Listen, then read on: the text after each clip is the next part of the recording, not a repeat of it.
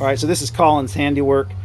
His preference is to do a mock-up with cardboard, which works out pretty good to get your general shapes. And then what we'll do is we'll just trim these sides down until we get it to the height we want, and cut that open a little bit more so the shifters don't knock against anything. And back here we'll add a piece of key stock or bar stock, and we'll see how it goes. All right, made some progress today. Got the openings cut for the shifters. Got the height set on the front. Needed to come up a little bit more in the back, so used that 2x1. And need to trim the ear off there, take some material off here, bend that down some more, and then flatten that out. I think we'll be pretty close. Got a little bit of room on top of the turnbuckles there, or however you want to call those, rod ends. Front's pretty good. And then we'll bring that in a little bit, add some HVAC foam behind it, and I'll put that on top of the tranny, and that will keep the rest of the dust and gear oil from coming up inside the car. So pretty good progress so far. I figure there's a couple more hours of trimming on this. I'll do that during the week. All right, so here's the bespoke transmission tunnel, transmission cover, however you want to call it. So it's so wide here over the triple shifter as compared to the actual contour of the transmission tunnel, just so that that triple shifter boot bezel and the boot will go over and actually provide a seal. Front's pretty good. Got a piece of 1-inch bar stock in there to give it the extra height it needs. And then this in the back, just gonna get hold down here. So to finish fitting it, what I'm gonna do is put in 2 nut certs here, weld that bar stock in, put in 2 nut certs there, and then just slowly start sucking it in. So I'll put in a nut cert there, and I'll start tapping it in, put in another one there, and then this will kind of be some additional forming, and see if I can get that to really curve against it, put in a nut cert, and then that'll, you know, move in. And same thing over here. We're gonna start back here because that's pretty good now, and pull on the other side.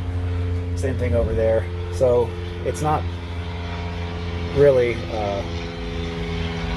very detailed process. You just got to take your time and sort of suck it down, and then you know, it'll form better. And then I've got some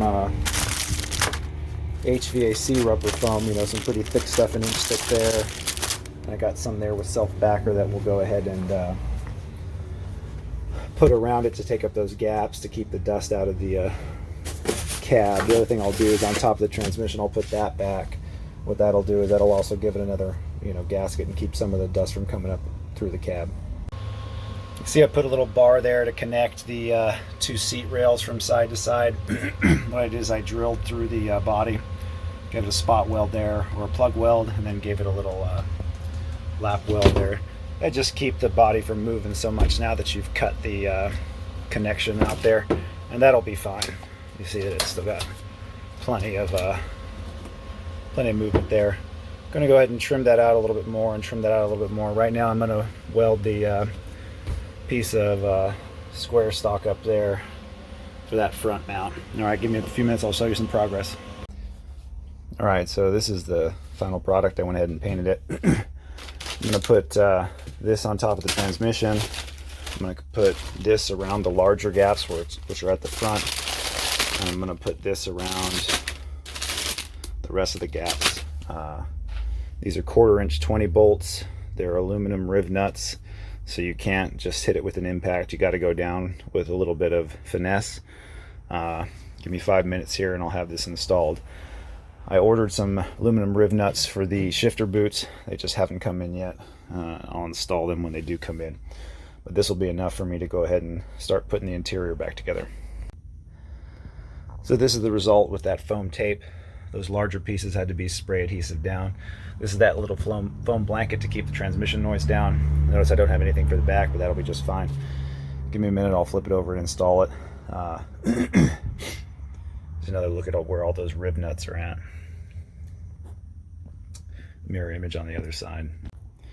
All right, so that's the end result. Like I said, I need to put these down, but I don't have the right size rib nuts for that. Like I said, I'll just use aluminum again. So that's what happens when you don't use the body lift with the rad shifter. See, I added this here to keep, I got it on both sides, of course, to keep this from getting smashed down or someone to step across that. You know, I don't know who would, but there it is. I'll put the shifter handles back on it later. And if you're using aluminum riv nuts, just use a screw handle when you're cranking down on it, because you'll pull the threads right out of that. But that screw handle will keep you from giving it too much torque. All right, anyways, that's how I did it.